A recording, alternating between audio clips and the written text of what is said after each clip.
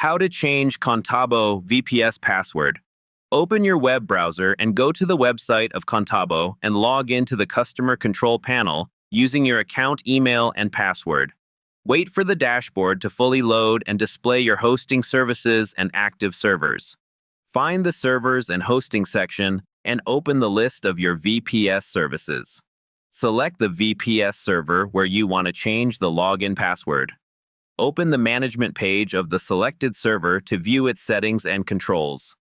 Look for the option that allows you to reset or change the server credentials. Enter a new strong password that you want to use for the VPS login. Type the same password again in the confirmation field to make sure it is correct.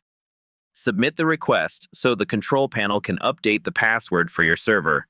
Wait until the process completes and then connect to the VPS again, using the new password to confirm access works properly. Thank you for watching.